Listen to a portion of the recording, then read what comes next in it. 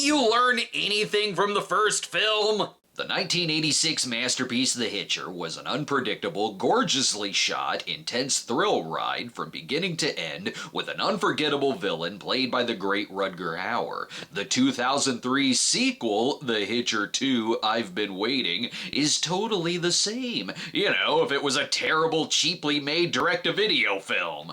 It does still have the return of C. Thomas Howell as Jim Halsey, who makes the same damn mistake again and lets another questionable character into his car, this time played by Jake Busey, whose name is Jack and is maybe the reincarnation of John Ryder, only if he had a radical personality change and became a cackling comedian. The sequel took a while to materialize since the rights shifted around a lot till it went back to producer Charles Meeker, who was an executive producer on the first, and he also co-wrote this film's script, while directing duties this time went to Louis Morneau, who's done some other direct-to-video sequels like Carnosaur 2 and Joyride 2. Forget the moodiness of the first, we're in the 2000s, baby! The editing's gotta be quick and edgy, give it that horror movie blood red filter. The first may have been inspired by Riders on the Storm, but this one looks like it's taking cues from any storm-related asylum movie, right down to the people in the car being on a safe movie set, swerving from all the cuts.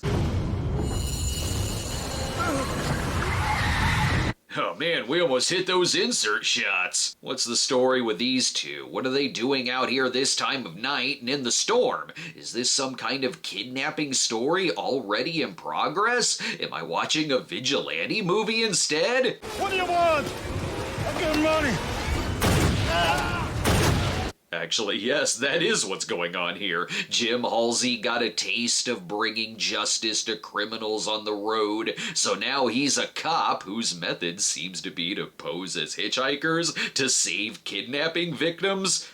Jim, not sure why you had to fly in and land on the road to stop the guy. Wouldn't it have been quicker if you just pretended your car broke down? Our precinct is out of budget because of you. He's got that covered. His girlfriend Maggie, played by Kari Wurr, runs a crop dusting business. Hey honey, I need to bring down a ticket scalping ring. You got another plane I can borrow? Unfortunately for Jim, this isn't an 80s movie, so you can't just go around shooting suspects, so he's been fired from the force.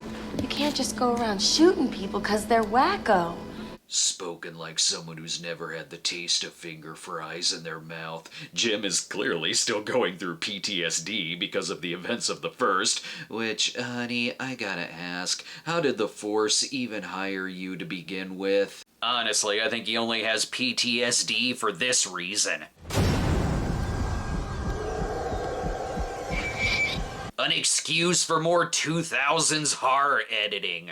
Where I'm guessing they weren't allowed to show Rutger Hauer's image, so they just cut around John Ryder. And Jesus, the credits are still going? For a movie with high-speed driving, the credits sure are moving at a snail's pace. Jim isn't the only returning character, though, sort of. Captain Estridge returns here, who was played by Jeffrey DeMunn in the first, and is now Stephen Hare. It's good these two remained close, as the captain invited Jim and Maggie over to deal with his mental issues. I've forgiven you for holding me at gunpoint and then taking my car to gun down John Ryder. I should have seen your vigilante tendencies coming now that I think about it. You know who else is going along for the ride? The credits still hovering around 12 minutes into the movie. This will be a fantastic scenery change for Jim. He'll get over his PTSD by going to another location that looks like a desert horror movie. It's the early 2000s. Every other movie around that time looked like it was filmed on Mars. Even just the sight of cars trigger his flashbacks.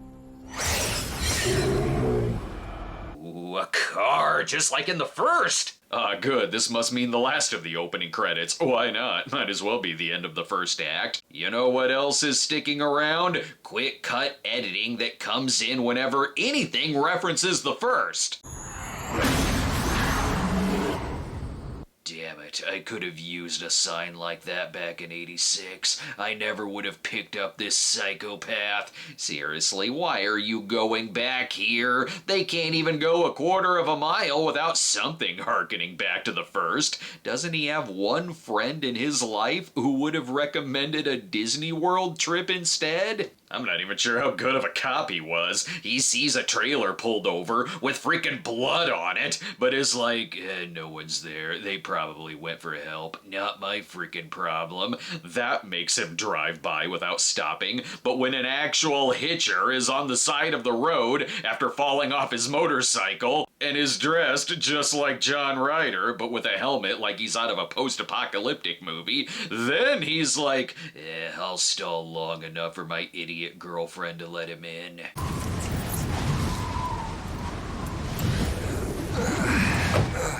Everything that is about to happen is entirely your fault. But maybe this guy is okay.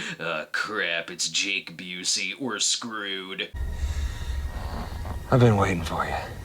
Peak, how could the same thing happen to the same guy twice? The casting here isn't bad. Jake Busey as a crazed hitchhiker makes sense to me. He is the type who could have some fun with a role like this. Only this feels less like a sequel to The Hitcher and more like a remake of the David Hess movie Hitchhike. If you don't know he's crazy, the editing will remind you. I've been waiting for you for a long, long time. Oof, you mind slowing down the car and the editing? I'm getting nauseous back here. I do like that Jim is so on edge in this setup that now he's the one who is coming across like the crazy person between almost getting them into an accident and then pulling out a gun on Jack. Yes, I know I got freaked out by imaginary guns, but none of this would have happened if you kept the door locked. No matter how unnecessary this movie is, I applaud C. Thomas Howell for still turning in a damn good performance. The idea of seeing an extremely burnt out and traumatized Jim Halsey isn't a bad one. I just wish it was in a better film.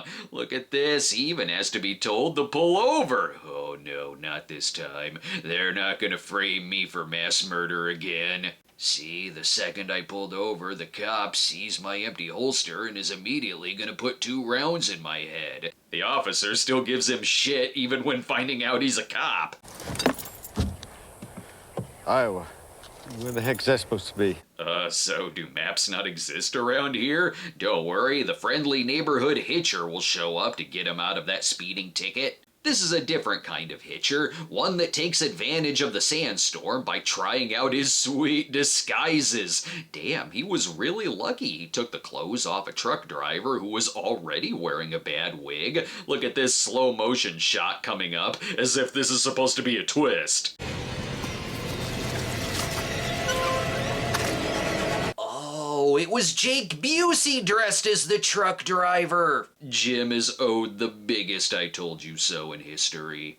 God, Jimmy, I'm so sorry I ever doubted you.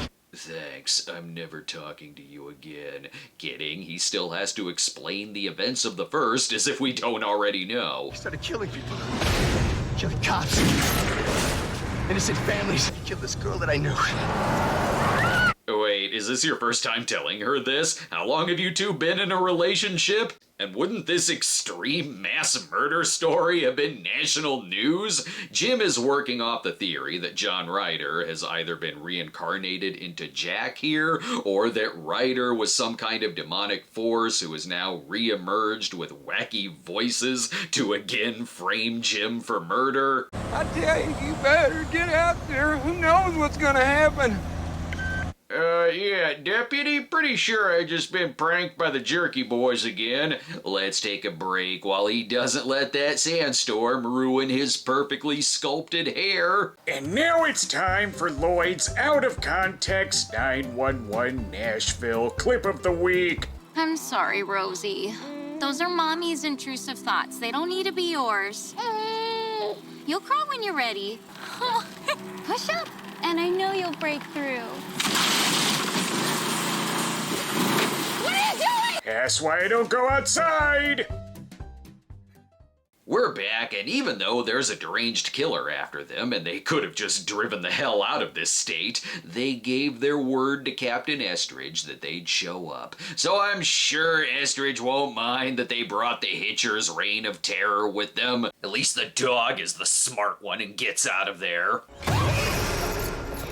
I reckon I don't want to know what happens to an eyeball when it gets punctured. See, Estridge and his wife are cool that Jim and Maggie stopped in. It's because the two of them are already dead. So Jack's gotta at least be the same kind of evil force as John Ryder, I guess? How else would he know where Jim and Maggie were going, and why he'd have a vendetta against anyone who was in the first? And he's got the same MO of setting up these crime scenes right before cops show up, who are clearly gonna think Jim is the killer again. I really don't like that they made the Hitcher so jokey in this one, but at least we got C. Thomas Howell to bring some dignity to the flick.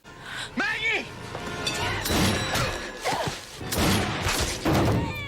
For the love of Christ! Did I say this one was starring C. Thomas Howell? More like featuring an extended cameo from C. Thomas Howell, who is shot at the 36-minute mark, making Kari Wurr the actual lead in the film. I know this is supposed to be a shocking twist, but no, it's frustrating and does the character dirty. You mean to tell me that Jim Halsey survived the terror of Rutger Hauer, but couldn't survive a direct-to-video Jake Busey movie? So much for that character arc they tried to give him. Will Jim deal with his trauma and lead a happy life with Maggie? Ha! Nope! Dead! Life's shit, people! Just like this movie. Deal with it! Nothing like a movie that forces you to ask, do I have to watch the rest of it? Well, I'm reviewing it, so the answer is yes. Honestly, Kari Wurr is good in it too. Maybe they should have just had her be the only protagonist instead of bringing Jim back and pissing people off by killing him. And with Jim gone, now I'm just asking, why does the Hitcher still care? Didn't you accomplish your mission already? Another reason the Hitcher doesn't need to be there? Because it seems like she's just gonna get herself killed. God, I wish I was in a far better direct-to-video sequel like Hellraiser Deader. She is ready to defeat anything that approaches her. Take that, truck! I really miss the gorgeous cinematography of the first. Every now and then there's a decent shot, but mostly it just looks like any other zombie movie of the time, which is something because this isn't a zombie movie. I also miss Jim. Sadly, the vultures are eating on him, but good right about now. If Jim were still here, he'd tell her not to stop and talk to the local folk. You're gonna get someone pulled in half by a truck like I did. The locals are a bit more sinister here, though. This has the filter of a Platinum Dunes remake, so they might as well look suspicious like it's Texas Chainsaw Massacre. That's something, considering that Platinum Dunes would later remake The Hitcher. The employee is so intent on looking intimidating, she's completely forgetting to inhale her cigarette. Sadly, I think Maggie will be on her own. That's not a real phone number. I don't have much to say, it's just doing the first movie again. She's worried that the cops are after her and the sheriff wants to bring her in. Then everything seems alright and perfectly sexy. God, I look stunning in this desert. Till the Hitcher shows back up to kill the worker and honoring her final wish of keeping the cigarette in her mouth. Just another place for the Hitcher to pick out another one of his hilarious costumes. What can I get you today, Missy? What is it, a haunted town now? Are we gonna find out why he's doing this? Why are you doing this? Sometimes you just get tired of watching television. Have you tried watching something other than Shasta McNasty? And what's with this guy? Everything all right here? Oh yeah, everything's fine. Nothing at all suspicious about this predicament. Do you know how hard it is to build a customer base in this kind of a town? I think he thinks he's still in the Frighteners. In the first, John Ryder could be scary as hell by saying something completely calm. What about gas? I don't need gas. In this, Jack is a comedian who cuts off his own finger to make jokes, as if John Ryder would have done a routine about fast food before serving Jim the finger. Let's take another break.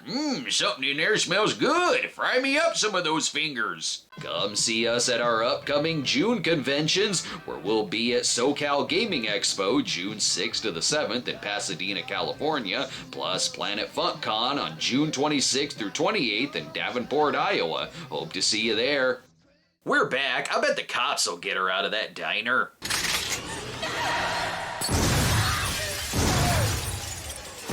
After we're done showing off the cool gunshot editing. Careful, careful, you're gonna turn this pigsty of a diner into a real shithole. The Hitcher plays the sympathy card a little more here, like how it's easy for him to trick the officers into thinking Maggie is the killer. They must be distracted by all the random music video shots of the sky getting in their eyes. They aren't gonna believe a word of Maggie's story. Sheriff Not David Carradine is still suspicious. Now Jack, on the other hand, he seems alright. I said, no way, ma'am. I ain't moving no dead body. I mean, I ain't touching no dead body laying there, blood on the floor and all that. I can't do it. Yeah, seems legit to me. Thanks for your help. You can be on your way, sir.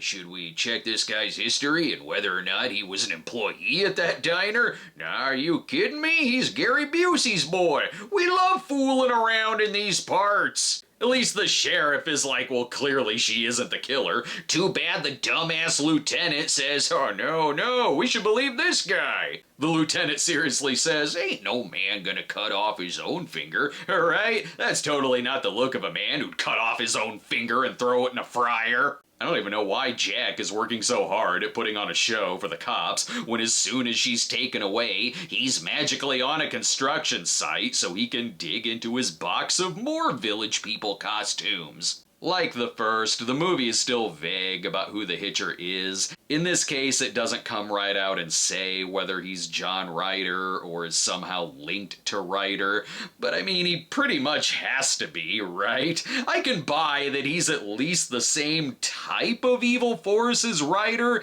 if not some kind of reincarnation of him, because that makes way more sense to me than him being a rando and them just magically running into the same exact type of psycho hitchhiker who keeps doing things that directly reference the first, right down to killing people that are trying to help her and then just speeding away. But oh right, I do know how to fly planes. I'll save the day by making the climax way more complicated than it needs to be. It'd be amazing if she just stole the plane to fly home and then the credits start rolling, but no, it has to keep going. The most interesting thing about the climax is that some of it had to be changed pretty late into production. Why? Because 9/11, bro. Filming of the movie was going on during 9/11, and when flights were halted, some actors weren't able to travel, so there were a lot of scenes in the climax that had to be rewritten. That's why the asshole lieutenant doesn't die, since he couldn't be on set, so he pretty much just disappears from the movie.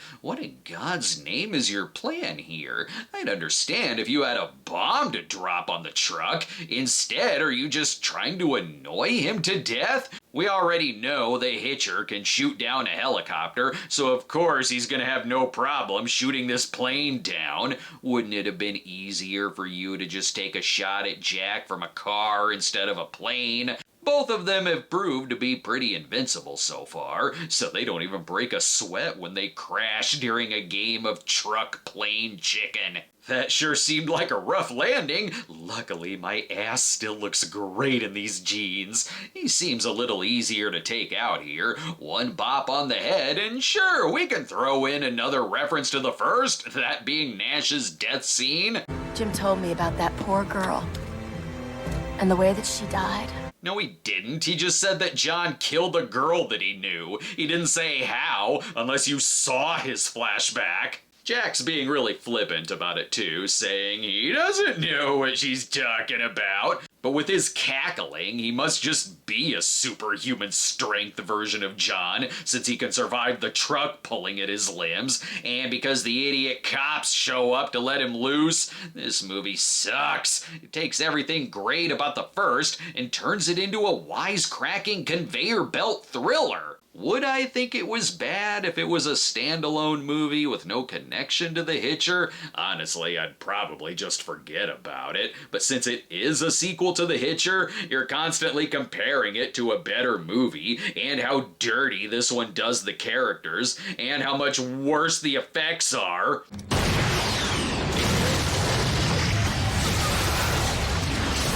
Perfect. It's like the end of the first if you wanted it to be more like a cartoon. Since Jim lit up a cigarette at the end, it would be funnier if she did the same, only using Jack's severed hand to light her smoke. She doesn't though, making this whole movie a waste of my time. That's alright, my time isn't important because only 4 years later, we'd get the obligatory 2000s remake.